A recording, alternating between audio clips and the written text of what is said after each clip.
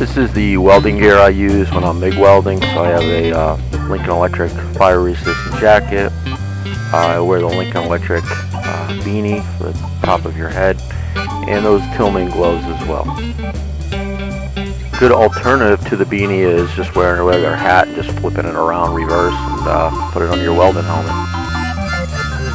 The Tillman gloves are very heavy duty, so they're good for if you grab a hot piece by mistake or something that won't get burned at least.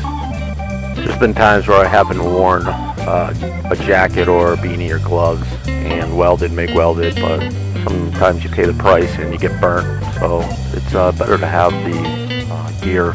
The thing I am not showing here is work boots. It's a good idea to have work boots on. Don't wear sneakers, because if a piece of slag falls in your sneaker, you know what happens. This is Fred, the MIG welding squirrel.